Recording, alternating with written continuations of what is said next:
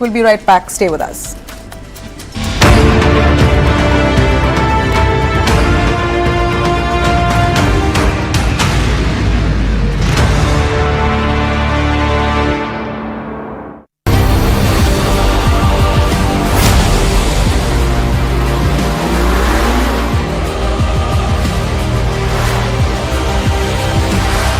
The power of Digi-Alkaline from Nippo Thor.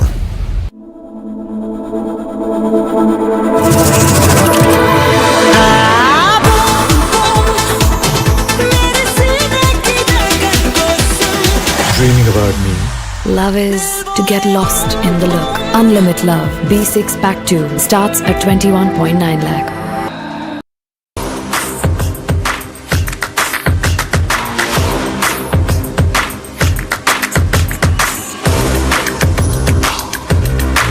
This is India's #1 news network, and you're watching News 9. English news as it should be. Very good morning. You're watching News 9. I'm Karthik Malhotra. And late last night, in one fell swoop, Finance Minister Nirmala Sitharaman has done what many were referring to as Mission Impossible. But I think she's the one laughing this morning. Mission accomplished. GST rates have been slashed on multiple items. As much as 90 to 95% of items have been brought down as far as their GST is concerned. So GST slashed, mission accomplished. That's the big story that we are tracking this entire hour right here on the Morning Brief at 9.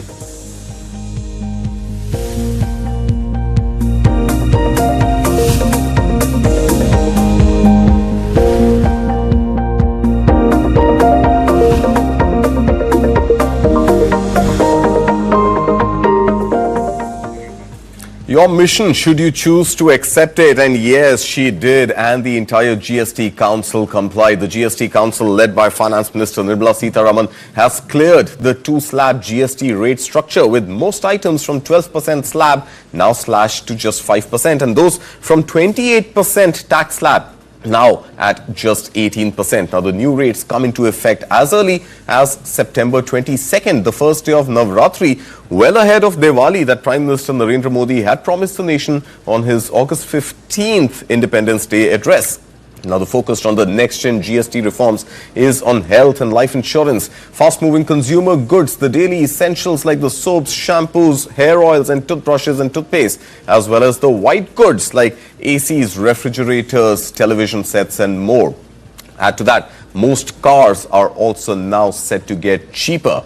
But sin goods like tobacco and some big cars, especially those above 1200cc, more than 4 meters in the petrol case, and those above 1500cc and more than 4 meters in diesel cars, now come in the 40% tax slab, up from 28% earlier. But remember, the 28% GST earlier also had the Cess component, and that Cess is now likely to go away from October 1st.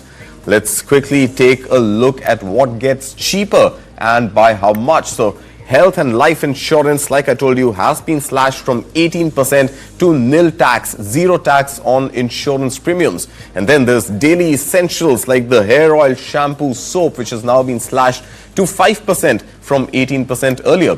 There's also packaged food like butter, ghee, cheese, namkeen, and the tax on that has been slashed to 5% from about 18% or so earlier. Even electronic appliances like AC, refrigerators and television sets have now received a reprieve in GST from 28% to 18%. And petrol hybrid cars as well as diesel hybrid cars, those that are under 4 meters in length, as well as motorcycles up to 350cc, have now received a tax cut, a GST cut, from 28% to just 18%.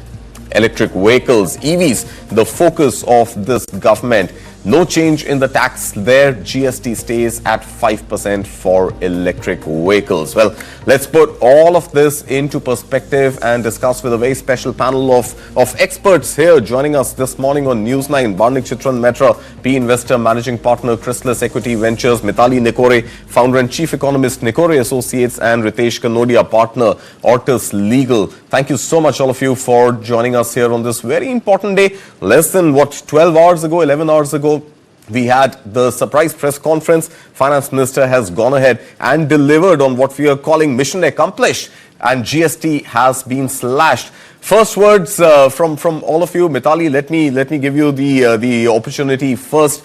This was something that was expected, but the fact that there's going to be no resistance, the fact that a 2-day GST Council meet will be cut down to 1 and there's going to be absolute unanimous voting on going ahead and cutting rates. What does this mean for the consumer?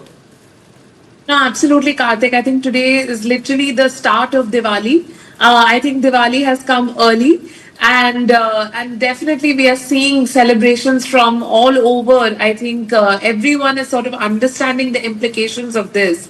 So, just if we can understand it from a high level perspective, it is evident that the focus has been on making the GST far more progressive than what it used to be. So what we are seeing is that the essential commodities, especially food items, are now coming into either the 5% bracket or the 0% bracket, both of which are very good news because there are several food items that have been moved from the 12% but also from the 18% bracket into the 5% or 0% bracket. So that's the first key takeaway.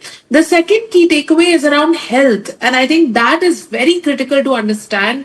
A lot of life-saving drugs, a lot of medicines, a lot of health equipment, medical equipment being taken from the 18% or even 28% bracket straight into the 5% or 0% bracket. This will have massive impact on health expenditures across the country.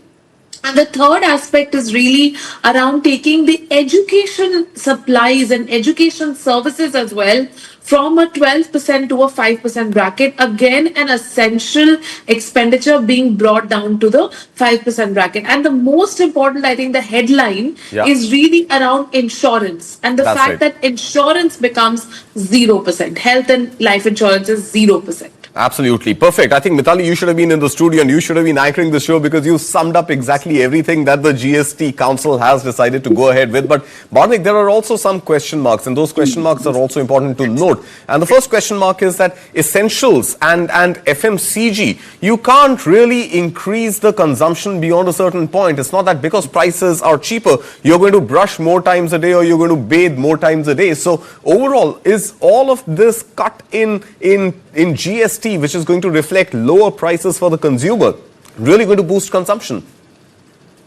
So it will boost consumption only in pockets, right? I think we should not assume that every single thing where there's a GST cut, we will see an economic equivalent price elasticity, which will result in demand, right? But if you look at certain elements like capital goods purchases, even looking at things like cars, scooters, vehicles, right?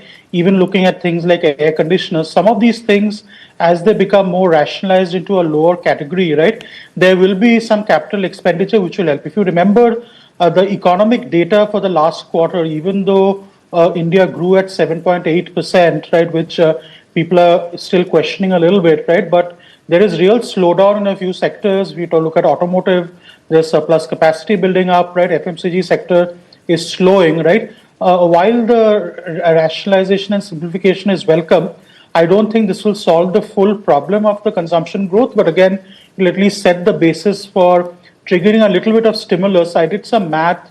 In an average Indian household, this is likely to put, from a daily expenditure point of view, on an annualized basis, maybe 30,000-40,000 rupees more in the hands of the consumer. And I think what this will happen is people are expecting that around the Diwali time or the New Year, between the last quarter of the calendar year, some of this money will get spent, right? May not be on FMCG daily items, but more on capital goods like refrigerators, air conditioners, and the like, and cars, right? Which will again go back to the full Make in India story. So again, not all sectors will be benefited equally, but I would suggest that if you look at India's thrust on Make in India and domestic production of particularly capital goods, which are slightly higher value, right, which is in the tens of thousands of rupees, I think this should create an incentive for people to either prepone purchases or even accelerate purchases going forward, right?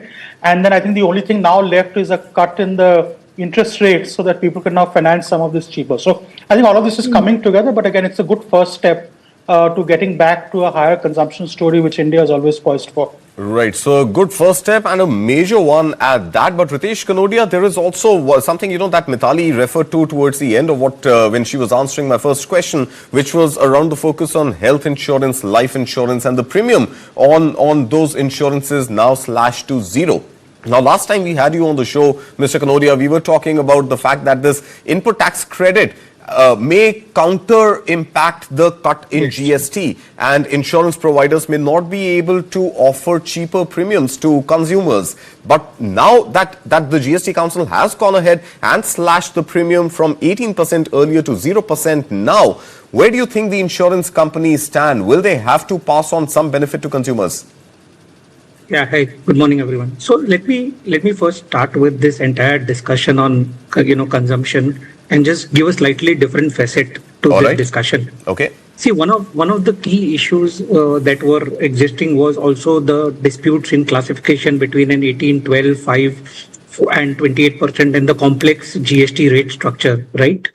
What the government has done is by reducing the rate slabs to 2, they have actually eliminated a huge amount of disputes between the different products. There was this entire issue of a popcorn, which is liable at a higher rate versus a lower rate, etc. So that is one big thing. Popcorn and non-butter popcorn, packaged popcorn and loose popcorn. Yes, of course, we all remember those debates. Probably that was the largest news item that I read today, that no disputes in popcorn now. Right. So that is one big thing. The other thing which we need to also understand is that ease of compliance, right? Because when a rate is 12 or 18, a lot of people tend to be outside the GST chain. So that is what the government is sort of expecting, that the tax buoyancy will increase. Okay. A lot of players will become compliant. So it is not merely a consumption story. I think it is also about compliance being more story. Compliant. Right. Yes, it is also a ease of doing business. So that was my first point. Okay. Now you mentioned about input tax credit. That's not merely an issue of insurance, but that is actually an issue of all sectors now. All right. Since why is that? So just break it down, simplify. Why does input tax credit become a problem if tax rates come down? So let us take a scenario where I am today charging tax at the rate of 18%. Right. Correct? Now, the input tax credit comprises of two components. One is an input and another is an input service. Right. Typically, the input service is all at 18%. Nothing changes there, right? Nothing goes down there. And that usually comprises of around a 40 to 50% component, especially let's take FMCG, where advertisement cost is massive. The royalty or the brand fee that they might be paying to their foreign supplier may be massive, right? Sure. So all those credits with a 5% rate of tax gets accumulated in their books. And then what to do with that credit? The delta is huge. So the debate which is now going on, and since the morning I've been having this debate, is whether I should write it off because there is no potential of utilization. Now, if I write it off, which means that has to be added to my cost. So a reduction of, let's say, 12 to 5 or an 18 to 5 looks like that the reduction would be 12 or an 18%, but that's not the scenario. The reduction is likely to be less because that delta of input service credit has to be passed on. Sure. And just specifically answering to your insurance question, exemption means no credit. Okay. And so what I've been reading is the effective rate of tax would somewhere be around 8 to 10%, not 0. So 8 to 10% also from 18% is a good 10%, 10 percentage points lower. So at least that should reflect in the premium, shouldn't it? There is no doubt that there is going to be a rate reduction, effective rate reduction to the end customer. There is absolutely no debate around it. All right. But the discussion to say that 18 becomes 0 is an unrealistic discussion. All right. One aspect which the government probably needs to look at is a refund of input service tax credit accumulation, which is a long-standing demand.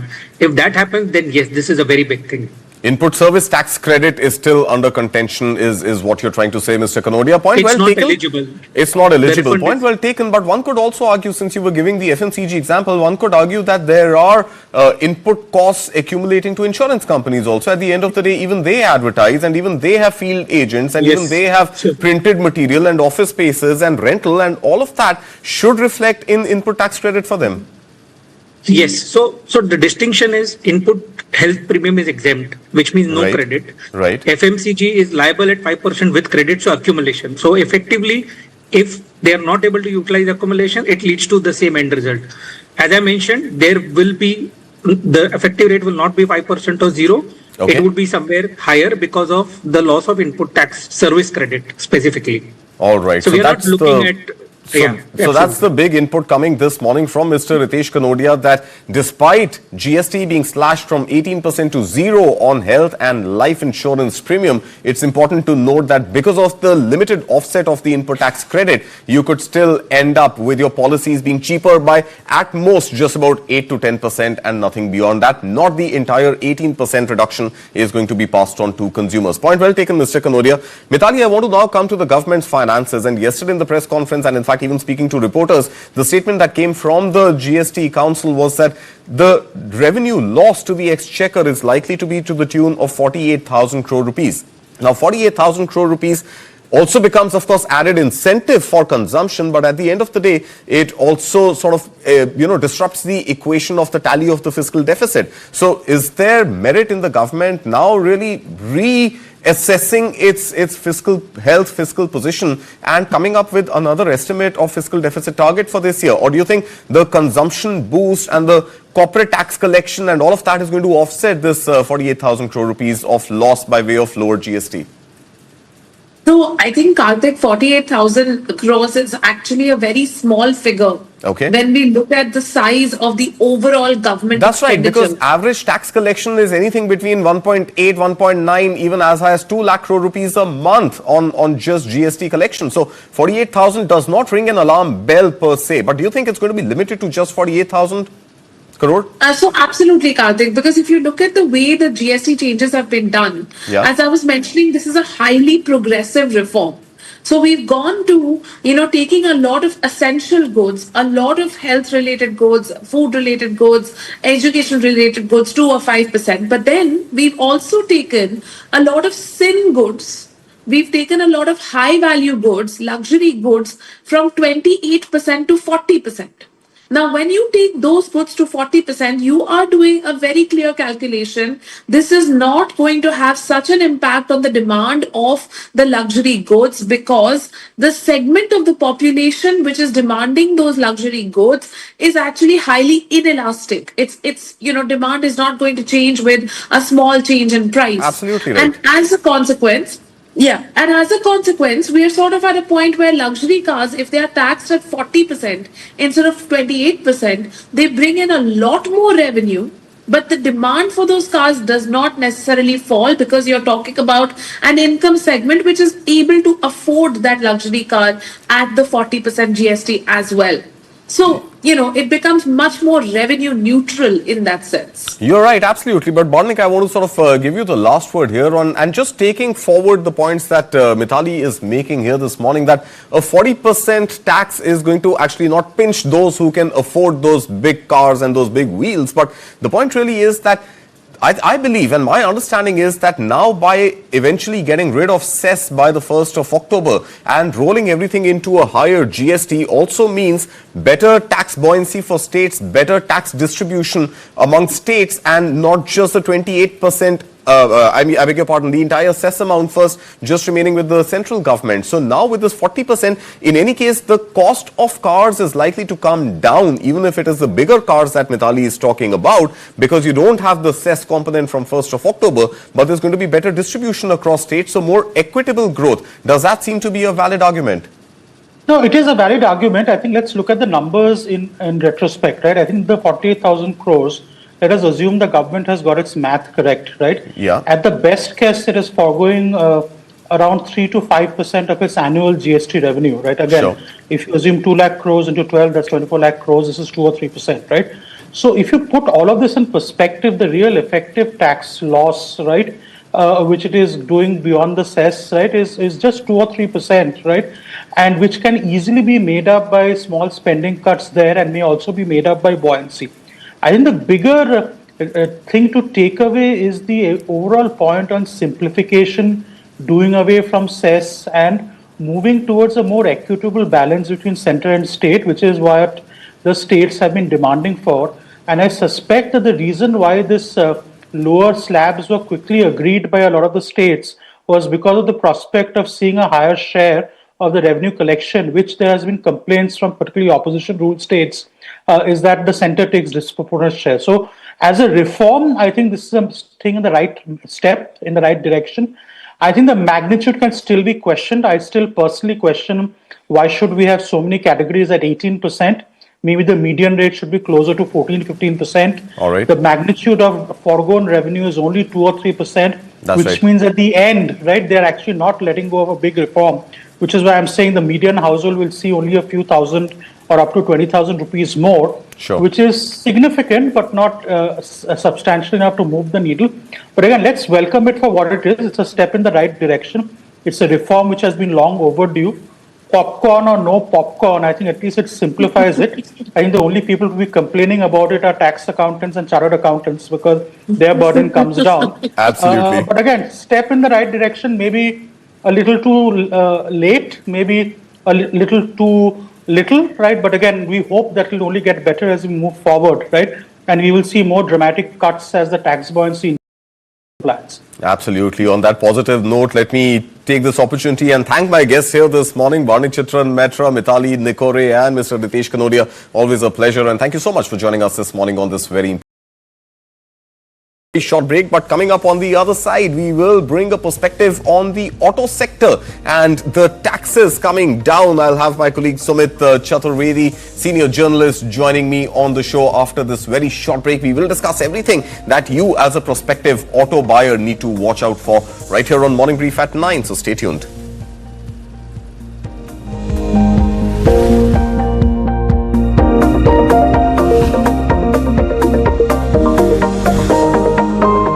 Associate sponsor, Dyna Premium Beauty Soap. पहली झलक करे खूबसूरत. Papa, let's go to Duda. Happy birthday, Duda. Duda, I love you. Go, Duda, go. I love my Duda. Duda. I love my Duda. Skoda. ये best है ma'am. पर पहले वाला क्यों नहीं? अजय भाई! This one's for you. Birla ऊपर assurance देने के लिए. ऐसा क्या है इसमें? Advance quality. 1 साल में पेंट को कुछ भी हुआ तो पेंटिंग वापस करके देंगे. वापस करके देंगे. वो भी free. पटेल भाई, you're a rock star. Quality पे इतना कॉन्फिडेंस, इसलिए बिरला ऊपर एश्योरेंस रजिस्टर करो birlaopus.com पर. ब्यूटीफुल. 18th सेंचुरी और अभी तक चल रही है. ज्यादा नहीं चली. कुछ का प्रोमिनेंस नहीं. प्रोमिनेंस. Wow, original. या स्पेन से लाए थे. वहीं छोड़ा थे. प्रोमिनेंस नहीं है ना. प्रोमिनेंस? मैं कहना चाह रहा था कि प्रोमिनेंस नहीं है. प्रोमिनेंस मतलब प्रोमिनेंस विंडोज, इसमें है हाईएस्ट वेदर रेजिस्टेंस और घर को रखे safe from termite, seepage, dust and noise. Prominence for the world you deserve.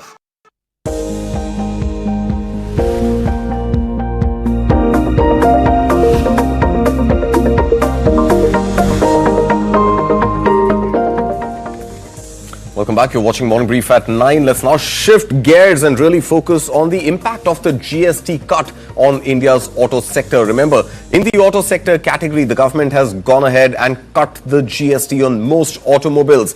Cars, petrol as well as diesel cars, which are 1200cc and 1500cc respectively and under 4 meters. The GST on those has been slashed from 28% to 18%. Meanwhile, motorcycles, which are 350cc and under, are also getting a tax relief from 28% to 18%. But in the bigger cars and the bigger SUVs category, remember, the government has gone ahead and increased the tax from 28% to 40%. However, there was earlier this equation of GST of 28% plus Cess, and now that Cess is going to be done away with from October 1st, which means cars, even the bigger cars, are likely to get cheaper, is what our understanding is at the moment, by at least 3 to 4% or so, since the Cess component is going to be done away with. Let's put all this into perspective, especially given the promise made by Prime Minister Narendra Modi that Diwali is when the GST bonanza is going to come. And now it seems that with the festive discounts potentially in the offing and the GST cut well ahead of Diwali, in fact, on the first day of Navratri, they come into effect. What does this mean for you as a consumer consumer who's looking to buy your next car or your first car? Sumit Chaturvedi, a senior journalist, is joining me on this show this morning. Sumit, what a pleasure to have you here, and thank you so much for your time. You're an auto sector veteran yourself. You've been covering it for over 20-25 years. From your reading of what was announced yesterday and your interactions with folks from the industry, tell us, can consumers expect a double bonanza, that it's not just going to be a GST cut come Diwali, there's also going to be the regular festive discounts that auto sector offers? Well, right, Karthik, you are right, Bank. They are saying this right because at one point of time when government is giving this GST rate reduction bonanza to customers, well, they can expect more discounts this Diwali and year-end season because the sales have been sluggish since the last few months. Remember, in 2020 during COVID, the sales came crashing down, but then they picked up. The waiting list was back on cars and two-wheelers. Now they have come down. So this kind of bonanza was something customers were waiting for. Well, anybody who's planning to buy a car or two-wheeler, this is the right time. And I would say rather than waiting for year end, this is the time in the next few days after 2nd of September that they can go and buy. And then as you have already mentioned, the cut on most of these prices of two-wheelers and four-wheelers, that will happen. Well, they can get more discounts, a little more by negotiating in a better way. So yes, it's all going to benefit consumers. Certain things have happened in the auto space over the last few months. We have seen Supreme Court also deciding on that important factor of 15 years diesel That's and right. 10 years petrol. That thing is also something that will play on the mind of customers because that will decide how the second-hand car market will, in a way, play. Absolutely, Sumit. But there was also this one fear that had crept up over the last 2 days through a report that was published by Reuters, which had put this sort of question mark on what the government is going to do with electric vehicles, especially those which are priced between the 20 lakh and the 40 lakh rupee range. And the report had then said that the government is likely to increase the tax on those cars from 5% to 18%. But the government has kept that category absolutely unchanged, and the 5% on electric vehicles stays intact. Do you think the government could have potentially given a nil tax for smaller electric vehicles to really go on this mission of 30% electrification of private cars by 2030? Just to give a perspective, Karthik, a lot of debate has been going on between hybrid cars and electric vehicles. Though on one side, government is really, in a way, promoting electric vehicles by keeping GST at 5%. Hybrid cars are also something that are favorite of customers. Remember, right. Uttar Pradesh had given very good relief on hybrid cars. So the debate has been going on from the last few months. Hybrid lobby and EV lobby are against each other. So government could have gone and given nil percent. But anyways, electric vehicles are getting so many subsidies, many schemes. So in a way, 5%. Keeping it intact is also a shot in the arm for electric vehicle makers. On the other hand, some clarity is needed for hybrid vehicles as well. Companies are coming with all kinds of models and they have to decide what kind of models they have to go ahead with. So EV in a way has been kept at 5%. It's in a way good only. Yes, reports were earlier saying luxury cars, the higher CC car, or in fact higher price bracket cars, Mercedes, Audi electric cars could get costlier. They're not getting costlier. That's another good thing coming there. However, keeping 5% for EVs is something the industry was also hoping for at the least. So that is what has happened. Hybrid, we will look for certain clarity on that, and that is one segment government may also go for encouraging. All right. And now let's talk about the bigger cars that you were referring to. Thankfully, there hasn't really been a penalty on consumers who are looking at buying expensive cars, those who can afford it. And now with Cess being done away with from the 1st of October, the bigger cars and the entire range, pretty much the higher end range offered by Mahindra and Mahindra, offered by Tata Motors, as well as the, the international players who are in the Indian market. Now a 40% GST is also in effect going to be lesser than the 28% GST plus Cess. So overall, it continues to be a shot in the arm even for the bigger cars by way of this cut in GST, doesn't it? Absolutely, and that is why if you look at share prices, the market has just opened. Well, Mahindra and Mahindra is up over 6%. It is currently the biggest gainer because maybe something would have come against the interest of Mahindra and Mahindra. It hasn't come. In a way, Right. the SUVs are going to become cheaper. On the other hand, Maruti is up. The other automakers are up in green. We may also touch upon two-wheelers if you may like, and that is one segment. Well, common man is using common man's the 350cc bikes. They have also the below that also have become cheaper. However, coming back to SUVs, well, yes, they have also become cheaper, and that's why more and more SUVs will be seen. Well, India is a we have seen the waterlogging happening in most of the places in India, and that will also lead to more sales of SUVs. However, having said that, this financial incentive also means a lot. Right, Sumit, I can't let you go before asking you one final question. We are running out of time, so just about 30 seconds or so. Inverted duty structure on the auto sector. The government in the press conference has said that that has been fixed and all auto components are going to be taxed at 18%, and that is the minimum tax threshold for cars as well. Anything more that the government needs to do by fixing the IDC? Well, government is definitely one important part you touched upon is auto parts sector. That is one of the biggest sectors. Remember, when the exports, or currently the tariff war was happening, India exports over $8 to $10 billion worth of auto exports to US. That is one sector that also needed a shot in arm, and that is why our government has given good incentive to that sector also. So auto parts are also some of the one of the major sectors that is going to benefit. However, some clarity on input tax credit is still needed. But overall, when the auto sector gets some boost, auto parts also, the makers also there get some boost as well. All right, Sumit Chaturvedi, what a pleasure having you here with us on Newsline. Thank you so much for your time this morning. Thank you, Karthik. Thank you. And we will slip into another short break, but coming up on the other side, we'll have a panel of market experts looking at data from Dalal Street early in the morning. Remember, Sensex had climbed more than 1%, and then some profit booking is visible on the charts right now. Auto sector, the toast of the town, so is the FMCG sector. What should you, as a consumer and as an investor, do in such a time? Our experts will break it down for you. You're watching Morning Brief at 9.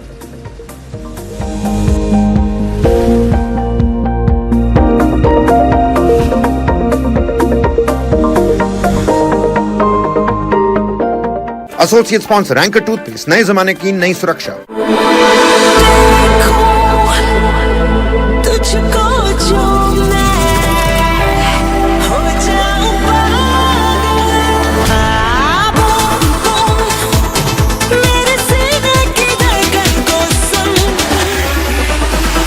Dreaming about me.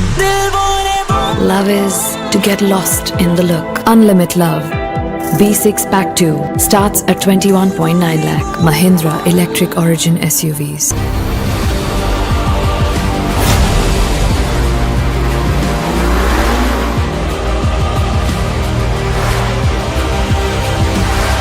The power of Digi-Alkaline from Nippo Thor. This is nothing. My Skoda is 5 stars. तेरे को पता है मेरी Skoda ना automatic है और वो भी 7 स्पीड. कुछ भी. Hello guys. My Skoda can fly to Jupiter like a rocket.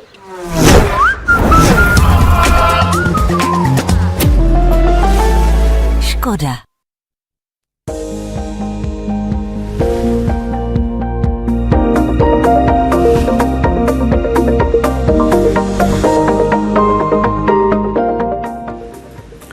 Welcome back. You're watching Morning Brief at 9. Let's shift gears and move into the stock markets. Remember, today is the big day after the GST cuts were announced by the government yesterday, by the GST Council, led by the Finance Minister yesterday. Markets had sprung up in anticipation and, of course, in early minutes of trading this morning. In fact, at one point, Sensex and Nifty 50 were both above 1% or so in trade. But there's been some profit booking that we can see in the first few minutes of market open. As we speak right now, Nifty 50 up about 0.75 percentage point, inching closer to the 25,000 levels, hopefully at about 24,900 odd levels right now. Sensex is up about 0.4 percentage point above that 81,200 odd level. The small cap, mid cap space compared to the large indices more or less in the flat territory this morning. Now, no doubt, let's pull up the Nifty 50 heat map and tell you there's no doubt that the momentum in the market this morning is being driven by Motown. It is the auto sector companies which are driving the stock markets into the higher territory this morning. And that is visible by shares of Mahindra and Mahindra up about 6.8% or so in early trade. Tata Motors, meanwhile, up about 1.5%. Eicher Motors is up about 3.5% or so. But it's not just the action in the Motown, which one could be attributing to this rise in the index that we are seeing this morning. Investors also seem to be snacking, if not gorging, on FMCG stocks. So look at the FMCG pack. ITC is up about 2.2%, despite the sin tax on tobacco now up to about 40%. But you've got Hindustan Unilever and Nestle also in the green this morning. Nestle is up about 3% or so. Overall, these GST reforms that have been announced yesterday, the rate rationalization, what does this mean, not just for market sentiment, but for you as an investor and your long-term wealth creation? We have a panel of special guests joining us this morning. Firoz Aziz, thank you so much for being here with us this morning. We also have Kranti Batini and we've also got Devang Mehta. Gentlemen, what a pleasure. All of you joining us on this very important day. Let's look at the charts and let's look at the numbers. And it seems that perhaps the response to the massive reforms that we heard about yesterday could have been a little better on the markets. Markets still, while they're higher, seem to be a little muted in their response. Firoz, let me understand from you first. What's going down with investors? Why aren't we seeing as much bullishness as we could have potentially seen? Yes, Karthik, like you rightly said, we could have seen larger gap ups on situations like these. But there has been a sentiment which has not been so positive, right? When you see some good news, it takes time for that to catch momentum. Now, if you see 92% index short of FII yesterday, you know that there is pessimism on one big elephant who's there in the markets, right? You have DIIs, you have FIIs. FIIs are three kinds, DIIs are several kinds.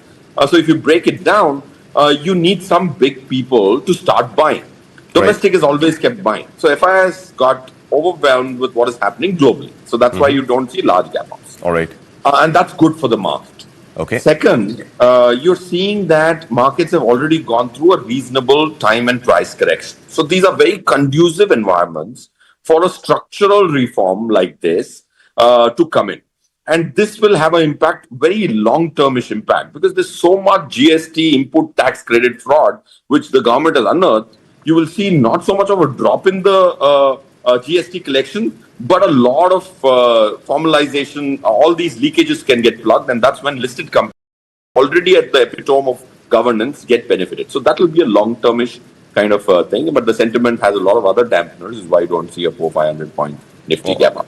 All right, so there are dampeners. All is not well, especially as far as global investors and their mood is concerned. Mr. Devang Mehta, I want to bring a few sectors into focus this morning. And the first one, of course, is the auto sector. There was fear that perhaps there is going to be an additional tax on electric vehicles, which are priced between 20 to 40 lakh rupees. And that was playing on investors' minds, especially on Tata Motors and Mahindra. But the government has pretty much kept that unchanged. And the flat 5% on EVs continues to stay. Meanwhile, even the bigger cars, the more than 4-meter cars, more than 1500cc diesel vehicles are now taxed at 40%, up from 28%. But the Cess is going to be done away with, in effect making cars over the entire spectrum cheaper to buy for consumers. And now, just ahead of the festive season, we are seeing that there could be this double bonanza when it comes to automobile purchases. Mahindra and Mahindra is up about 6.5% or so in trade this morning. Tata Motors is also inching up higher, up about 1.4%. As far as the auto sector is concerned, it has seen its own fair share of volatility over the last few months.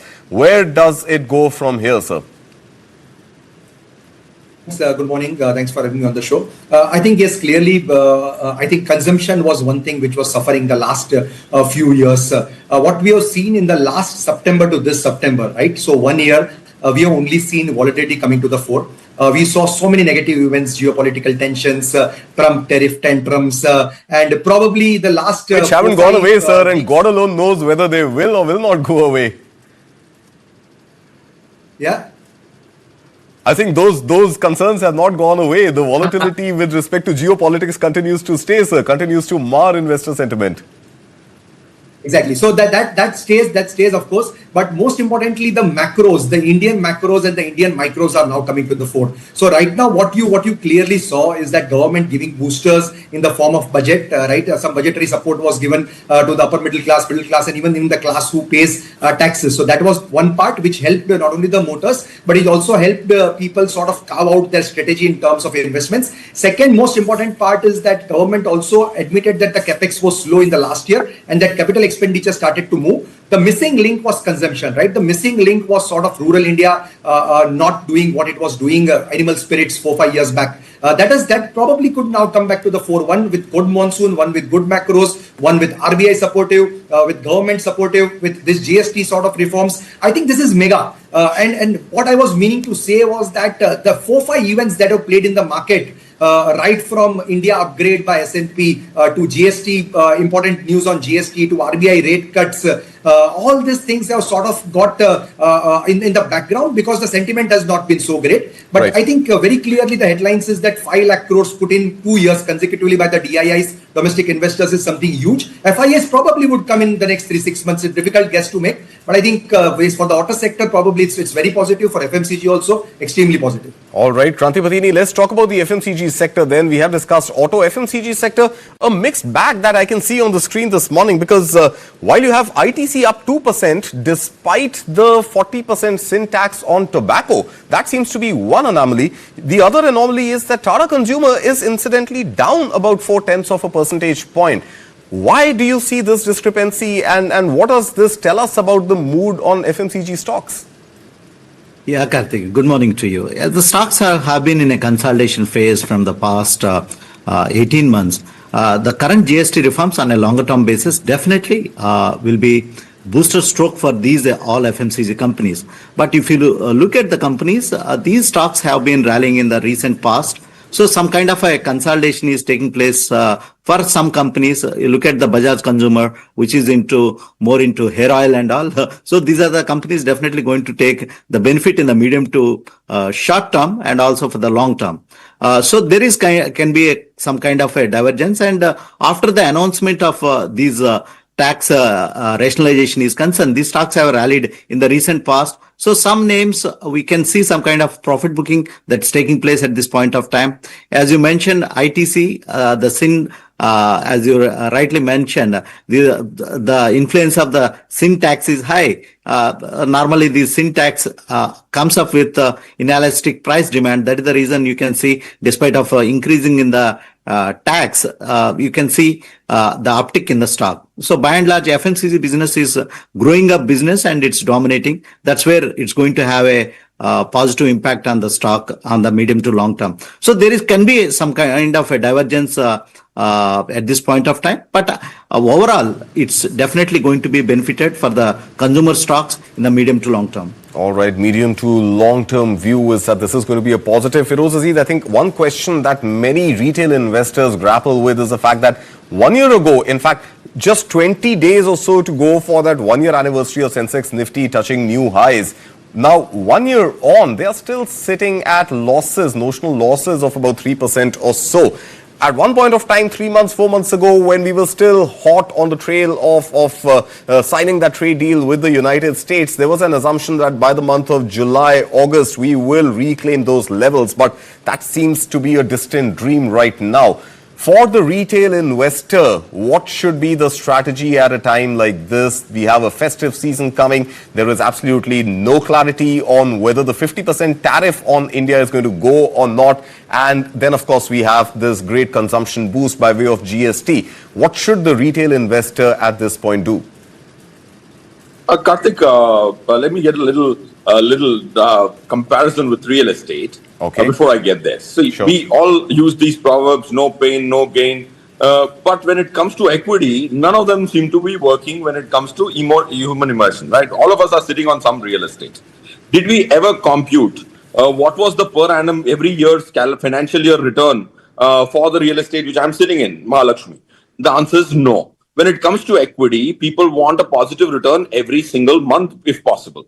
So if for the last 1 year, if markets have not delivered any return, but the previous 6 months, Nifty had delivered 18% from 1st of April, almost 18% from 1st of April till 24th September 24, which is where it touched 26,217. So point one I'm making is, if you want to make 3 times more the FD return, you will have to be prepared for some degree of sideways movements.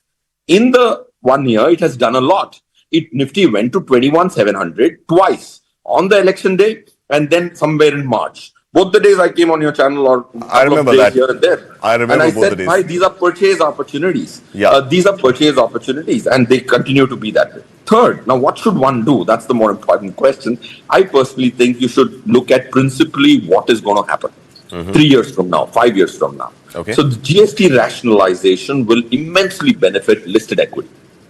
Because anybody competing with some degree of lack of corporate governance goes into trouble. Okay. So these listed FMCG companies find a lot of benefit because they were anyways not using any loopholes. So that becomes more a big competitive edge. Right. Second, consumption as a theme, which Devang sir also spoke of. All right. Where you see there are about 5-6 subsectors, it's a good opportunity because seldom does it happen that there's a sector in flavor, but the last 1 year return in that sector is minus 2%. There are That's 27 right. funds in the consumption theme, and the AUM is 18,000 crores moved up to 35,000 crores. Okay. There are some active managed consumption funds which focus on 6 subsectors. Consumption is nothing but for the benefit of viewer, because we speak in Greek and Latin to our viewers sometimes. I was hearing 2 oncologists speak, it intimidated me. What are these? Similarly, consumption is any business which sells directly to a consumer. That's right. Rather than to another business. So you have FMCG, you have automobile, you have apparels, you have telecom, you have textile, tourism, and then you have healthcare. Right. These 6 sectors, there are 27 funds, and consumption has given you minus 2%. And if you really want some thrill in your portfolio, that is, if you really need some thrill, then you can go for a consumption sector fund. Because the rear view mirror is not so positive, but the front view is so much more positive, and this is seldom which happens. If people recommend defense funds, you look back and you see 30%, 40% return in 6 months, and then you feel scared that you're buying it at the fag end of the rally. That's what a retail investor, first time you might get a thrill without entering last. That's the consumption sector fee. All right, Mr. Devang Mehta, I want to take this analogy of rear view mirror and the front view of the car forward with you. Now, investors always look at data, right? They always look at what has happened in the past, and the story for new investors for the last 1 year does not seem very positive at all. They're still putting in their money because retail investments are only continuing to grow. But the point is, without looking at the back, how does the retail investor really figure out which are the right sectors to invest in the future? Because, of course, consumption and the consumption basket that Feroz spoke about and you also referred to earlier looks great. But at a time like this, should I look at, let's say, the IT sector with the hope that, hey, there is going to be a rate cut in the US and there is going to be better acceptance and deployment of AI by Indian IT companies? Or should I look at the banking sector that perhaps there is going to be another rate cut, there are going to be better net interest margins for banks? How does the investor really not look at the rear view mirror, which is fairly foggy for the last 1 year, and still continue to drive ahead with their investments? I think it's a very good question, and I think I sort of would continue it from where Firozbhai left. So I think very clearly what happens is rear view, one looks at for filters, right? So what we look at is, when we look at the rear view, that what has done well, what has not done well. Most importantly, you want to filter sectors, themes and stocks on filters as per rear view. Now, what is that? You want some consistent profitability growth, revenue growth, EBITDA growth, margin growth. You want companies to either gain market share, retain market share, and most importantly, ROEs. ROCs are the step that we look at before we come with a universe list. Now, once you have this list, you also look at the front mirror, or you look rather at the windshield. Right? Windshield is the most important part, but because finally markets are forward-looking, markets start to discount things earlier, then what is looking good going forward, that's most important. And as per your question, one, yes, the GST gives a lot of boost to consumption, which was sort of suffering, which was sort of in doldrums in the past 3-4 years. That gets a boost. I think India now runs on 3 wheels. Very clearly, it was consumption only earlier. Now it is capex. Capital expenditure is the word that we use very rarely earlier, but now it is used widely. So one is capex, the second is credit growth, and the third is consumption. As I always say, these are the 3 C's on which India runs on. Very clearly, I think if consumption is getting a boost, your capex will get a boost and your credit growth will also sort of get a boost. In credit growth, I don't mean only banks, except of banks. So I think if you ex banks also, there are so many other sectors like the financial world, intermediaries, brokers, wealth management firms, exchanges, depositories. I think this also tend to benefit. While people will have purchasing power with them, they would also sort of invest more. And with investments, with this, also the capex, manufacturing, engineering, all this theme will come to the fore. I think probably it's a very sweet time. Earlier, it was only one theme which used to do well. 25 years, if you look at history, it is only IT, consumption, bankings, and pharma where Indians would have made money. But I think there are a lot of new sectors opening up, a lot of new sub-sectors, micro sectors opening up where I think there is a lot of opportunity to make money. All right, a lot of new sectors, sub-sectors, opportunities to be exploited. Well, final question to you, Kranti Batini. I'm not going to Feroz with this one because I know his view, and in fact 2.5 months ago, perhaps I should not have agreed with his view nodding on a stage in Dubai where I asked him a question on gold. But Kranti, my question to you is that gold has continued to be absolutely, this one hedge which is refusing to get cut, and gold prices are continuing to soar and breaking new records at a time when we could potentially, I'm not making assumptions here, but we could potentially in the next few hours, next few days, see profit booking on the markets, on the stocks which are rising today. Gold is something that people are continuing to invest heavily on, and with the Diwali season, festive season around the corner, some estimates are suggesting that gold could go as high as 1,08,000, 1,09,000 rupees per 10 grams. Now, compared this to earlier this year, gold touching that 1 lakh figure, and we were saying, oh wow, gold is at 1 lakh. Now it's already giving, an excess of almost 8-9% on that value. So between equity class, between debt instruments, given that rates are coming down, and an asset class like gold, looking at the price charts today, looking at the stocks today, what is your view on gold for retail investors?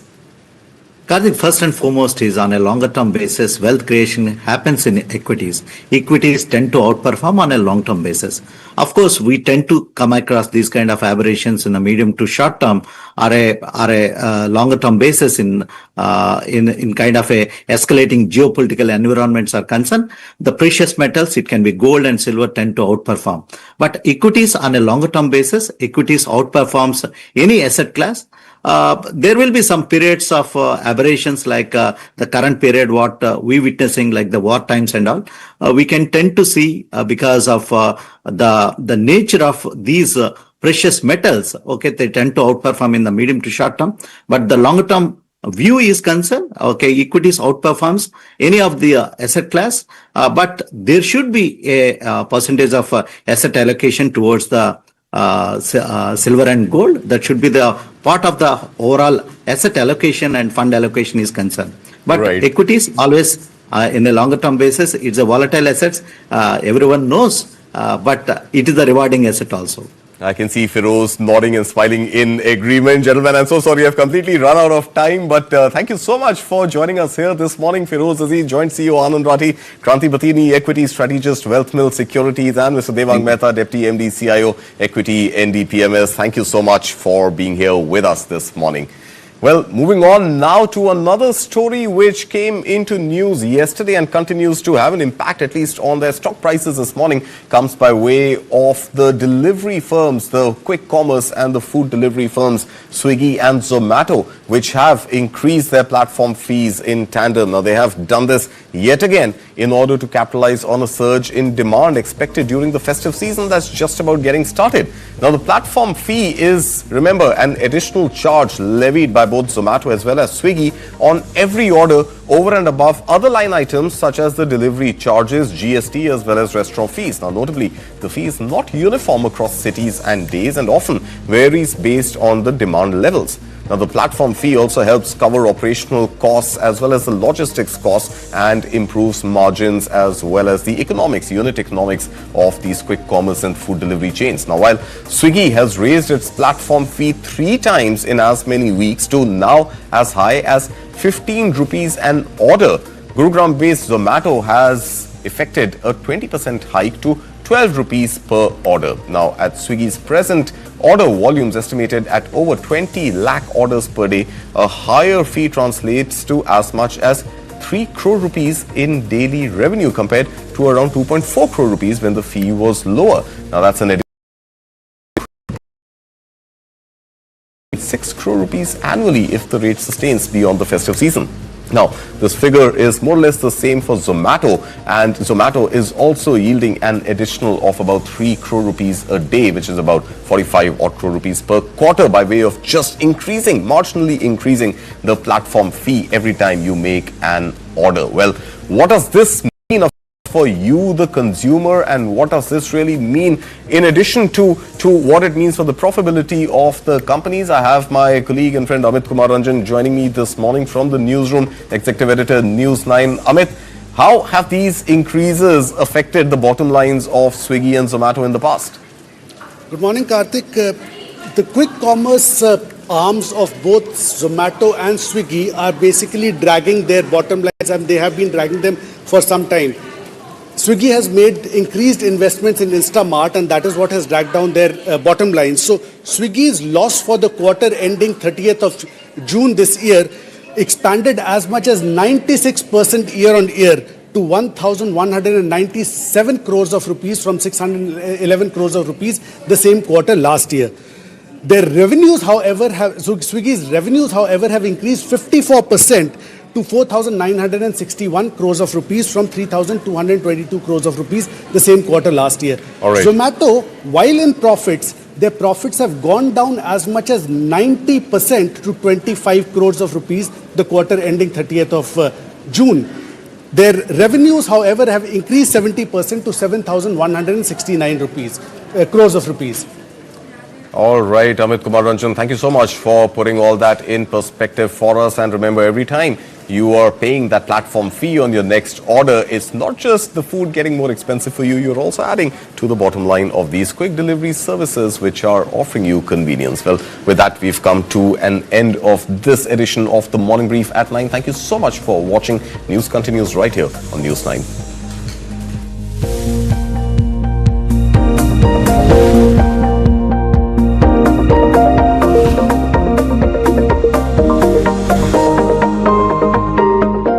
Associate sponsor Diana premium beauty soap पहली झलक करे खूबसूरत beautiful 18th century और अभी तक चल रही है ज्यादा नहीं चलेगी कुछ का प्रोमिनेंस नहीं प्रोमिनेंस वाओ ओरिजिनल या स्पेन से लाए थे वहीं छोड़ा थे प्रोमिनेंस नहीं है ना प्रोमिनेंस मैं कहना चाह रहा था कि प्रोमिनेंस नहीं है